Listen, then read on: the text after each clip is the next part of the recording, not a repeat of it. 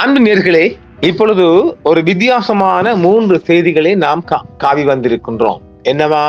நம்ம ஏற்கனவே சொன்னோமில்ல, அமெரிக்காக்குள்ளிருந்து 40 ஈரானிகள் டிபோர்ட் பண்ணப்பட போறாங்க. அதாவது அவங்க ரிட்டர்ன் பண்றாங்க. எங்க விட்டு அமெரிக்காவில் நிரந்தரமா குடியிருக்கிறவங்க அவங்கள இப்ப இனம் கண்டாங்க. எப்படி கண்டிக்கிறாங்க? இவங்க ஐஆர்ஜிசி உளவாளிகளாம். நான் ஏற்கனவே சொல்லிட்டேன் இல்ல, தேடி பிடிக்கிறாங்க. அப்ப இப்பொழுது 3 ஈரானிய ஐஆர்ஜிசி உளவாளிகளை அமெரிக்கா ஈரானுக்கு நாடு கடத்துறது. அது முதலாவது செய்தி. அப்புறம் ஈரானின் 6 உளவாளிகள் மற்றும் ஒரு மொசாட்ர பண வலையமைப்பு முகவரை ஏத்துது. எங்க ஏத்துறாங்க? துருக்கிக்காரன் துருக்கி ஃபுல்லா ஏத்துறான். இது எப்படி இருக்கு? அப்ப இப்படி அது உண்டு. அப்புறம் ஈரானுக்குள்ள மொசாட் முகவர் ஒருவர் தூக்கிலிடப்பட்டார். அதுவும் வந்திருக்கு. ஆக இந்த 3 செய்திகளையும் காவி வந்திருக்கிறோம், பார்க்கலாம். மிகப்பெரிய உலகத்தில் இன்றைய மிகப்பெரிய ஒரு இஷ்யூஷரியா வந்திருக்குது. அமெரிக்கா 3 முன்னாள் ஐஆர்ஜிசி உறுப்பினர்களை நாடு கடத்துகிறது என்று USA immigration and customs enforcement தெரிவித்திருக்கிறது. ஏற்கனவே 40 பேர் இனம் கண்டிக்கிறாங்கல்ல, அவசரமாக அமெரிக்கா விட்டு வழியாக்குறாங்க. அங்கெல்லாம் அவங்க ஏற்கனவே நாம சொன்னமில்ல, இந்த உளவாளிச்சு இந்த சூசைட் காரங்கள் இறக்கிறாங்க. இது போல சில போல சூசைட் இருக்கலாம், நமக்கு தெரியல, அமெரிக்காவை சொல்லலைங்க. ஆனா நான் சந்தேகப்படுறேன். என்னடா அவசரமா அனுப்புறாங்கல்ல. ஐஆர்ஜிசி என்பது ஈரானின் உயர் அடுக்கு இராணுவ படையாகும். இது வழக்கமான இராணுவத்திலிருந்து பிரிக்கப்பட்டு உச்ச தலைவர் அலி கமேனிக்கு நேரடியாக அறிக்கை அளிக்கிறது. அவங்க ரிப்போர்ட் கொடுக்கிறது. போராளி குழுக்களை ஆதரிப்பதிலும் அமெரிக்க நலன்கள் மற்றும் நட்பு நாடுகளை குறிவைத்து நடவடிக்கைகளை மேற்கொள்வதிலும் அதன் பங்கை காரணம் காட்டி ஐஆர்ஜிசியை 2019 ஆண்டில் ஒரு வெளிநாட்டு பயங்கரவாத அமைப்பாக அமெரிக்கா சொல்லியிருக்கிறது. அவன் ஆட்சியில் இருக்கிற படை நீ சொன்ன சரி வருமாடா உதவிகளா?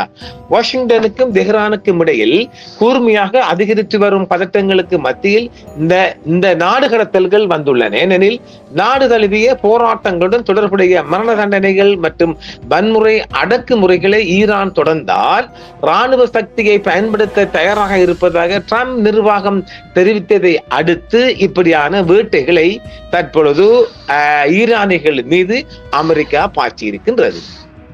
அது ஒரு புறம் இருக்க, ஈரானுடன் தொடர்புடையதாக சந்தேகிக்கப்படும் உளவு பிரிவு தொடர்பாக துருக்கிய உளவுத்துறை 6 பேரை இன்று புதன்கிழமை கைது செய்திருக்கின்றது.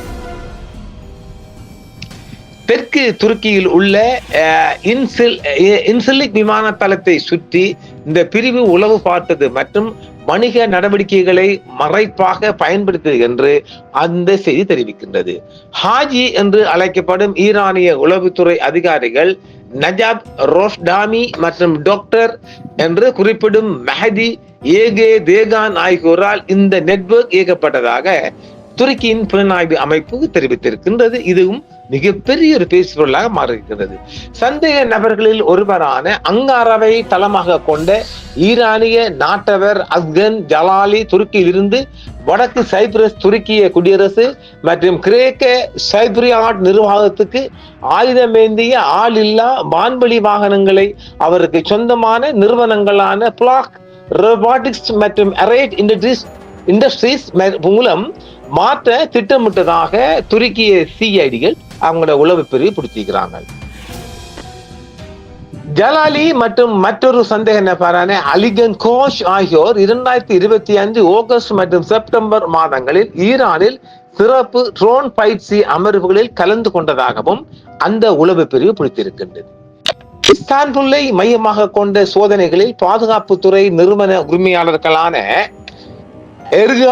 எர்கலன் மற்றும் டானர் ஓஸ்கான், ஜவுளி தொழிலதிபர் செமெல் பியாஸ், ரம்சி பியாஸ், கோச் மற்றும் ஜலாலி ஆகியோரை போலீசார் கைது செய்தனர். அரசியல் அல்லது இராணுவ உளவு பார்ப்பதற்காக ரகசிய அரசு தகவல்களை பெற்றதற்காக இஸ்தான்புல் நீதிமன்றம் பின்னர் 6 பேரையும் கைது செய்தது என்றும் தெரிவிக்கப்பட்டிருக்கின்றது. எர்கலன் மற்றும் ஓஸ்கான் 2025 அக்டோபரில் ஈரானுக்கு பயணம் செய்து கிரேக்க சைப்ரஸுக்கு ட்ரோன் அனுப்பும் திட்டங்களில் பங்கு வைத்ததாகவும் சொல்லப்படுகிறது. ஷார்ட்ஷேத்தில் ஈரானிய எதிர்ப்பாளர்களை குறிவைத்து படுகொலை செய்யும் திட்டங்களில் பங்கேற்க தனக்கு பணம் வழங்கப்பட்டதாகவும் ரம்சி பியாஸ் கூறியிருக்கின்றார். நெட்வே குவர்சின் என்ற குறியீட்டு பெயரில் மறைகுறியாக்கப்பட்ட செய்திகளை பயன்படுத்தியது மற்றும் வணிக டிரான்ஸ் வர்த்தகம் என மாறு வேடமிட்டு அதன் நடவடிக்கைகளுக்கு நிதியளித்தது என்றும் துருக்கிய உளவுத்துறை அறிவித்திருக்கின்றது. ராட் அலை ஈரானின் எதிர்ப்பு புனைப்பெயர் அலி கமேனியின் நிலத்தடி நேரத்தை குறிக்கிறது. என்னடா இது? துருக்கியில் பண வலையமைப்பை நடத்தும் மொசாட் செயற்பாளரும் கைது. இது யாரு? அது அங்கிருந்துகிட்டு மணி சப்ளையர் மொசாட். என்னடா இது? போராட்டம் எல்லாம் இதே லொல்லா போச்சுடாச்சே. சிரியாவில் இஸ்ரேலிய உளவுத்துறை மொசாட்டின் நடவடிக்கைகளுக்கு நிதியளித்ததாக குற்றம் சாட்டப்பட்ட ஒருவரையும் துருக்கி இன்று கைது செய்திருக்கின்றது.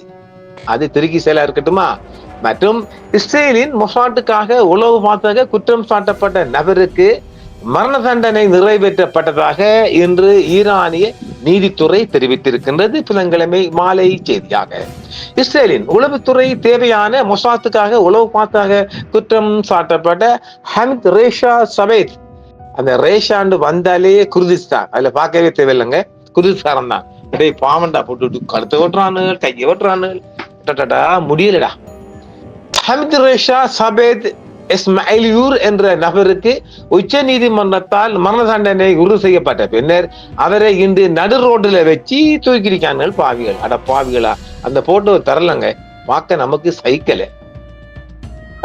ஈரானின் நீதித்துறை இன்று புதன்கிழமை அறிவித்திருக்கின்றது. நீதித்துறை அவரை ஹமித் ரேசா சபேத் இஸ்மாயிலியூர் என்று அடையாளம் கண்டு ஏப்ரல் 2029 அன்று கைது செய்ததாக கூறியது. இப்ப இல்ல, பழைய கைது. அவர் உளவு மற்றும் உளவுத்துறை ஒத்துழைப்பு குற்றவாளி என்று கூறியது. அவர் ஒரு உளவுத்துறை அதிகாரிடம் தொடர்பு கொண்டு ஆவணங்கள் மற்றும் இரகசிய தகவல்களை ஒப்படைத்ததாக குற்றம் சாட்டப்பட்டது. அப்ப இது உடனே இல்லைங்க, 2025 பிடிச்சி அப்படியே கோர்ட்டுக்குள்ள வச்சு அவங்களை நீதி வழங்கி இன்றைக்கு தான் போட்டிக்கிறாங்க. போடு. நீதித்துறையின் அதிகாரப்பூர்வ ஊடகமான மிசான் வெளியிட்ட விரிவான கணக்கில் மாகாணங்களுக்கு இடையில் வாகனங்களை நகர்த்துவது மற்றும் நிதி பரிமாற்றம் செய்வது உள்ளிட்ட இஸ்ரேலிய உளவுத்துறை நடவடிக்கைகள் என்று அவர்கள் விவரித்திருக்கின்றார்கள்.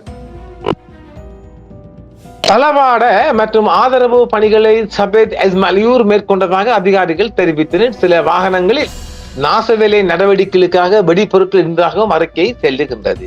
விசாரணை மற்றும் நீதித்துறை நடவடிக்கைகளின் போது மொசாத்துடன் ஒத்துழைத்ததாக அந்த நபர் ஒப்புக்கொண்டதாகவும் அவரது மரண தண்டனையை ஈரானின் உச்ச நீதிமன்றம் உறுதி செய்த பின்னர் இன்று தூக்கிலிடப்பட்டதாகவும் செய்தி தெரிவிக்கின்றது. மொசாட்டுக்காக உளவு பார்த்த குற்றம் சாட்டப்பட்ட நபராய் தூக்கிலிடப்பட்ட செய்தி குறித்து அந்த ஈரானுக்குள் கொஞ்சம் பதப்பதப்பதான் இருக்குதான். இஸ்ரேலுக்காக உளவு பார்த்ததாக கூறப்படும் குற்றச்சாட்டின் பேரில் ஈரான் சமீபத்தில் மாதங்களில் 1 டசனுக்கும் மேற்பட்டவர்களை தூக்கிலிட்டுள்ளது.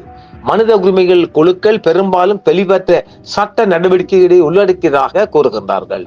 ஜூன் மாதத்தில் நடந்த மோதலை தொடர்ந்து உளவு பார்த்ததாகவோ அல்லது இஸ்ரேலுடன் ஒத்துழைத்ததாகவோ சந்தேகத்தின் பேரில் 700க்கும் மேற்பட்டோர் கைது செய்து தடுத்து வைக்கப்பட்டுள்ளதாகவும் ஈரானிய நீதி அதிகாரிகள் தெரிவித்திருக்கின்றார்கள்.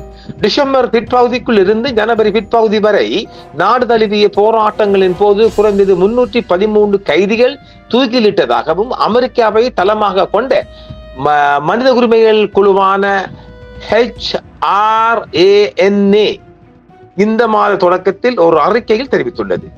மேலும் வெகுஜன கைதிகள் மற்றும் அமைதியின்மை பரவி இணைய அணுகல் பரவலாக தடை செய்யப்பட்டதனால் மரண தண்டனைகள் அதிகரித்ததாக மேலும் சொல்றாங்க.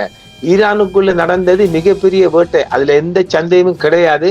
ஆனால் யாரால தடுக்க முடியும்? இப்படியோ நாம சொல்லித்தான் போகலாம். ஆக இன்றைய உலக பரப்பில் இந்த 3 செய்திகளும் முதலிடம் பெற்ற செய்தியாக கொண்டு வந்திருக்கின்றோம். மீண்டும் மற்றொரு செய்தியில் சந்திப்போம். என்றும் உங்களுடன் சன்ரைஸ் இந்தியா டிவி சப்ஸ்கிரைப் பண்ணுங்கள், பெல் பட்டனையும் கிளிக் செய்யுங்கள். உங்கள் ஆதரவே எங்கள் சேவை. ஆதரவு தாருங்கள், அரவணைப்போம். மறக்காம சர்ப்ரைஸ் பண்ணுங்க. தேங்க்யூ.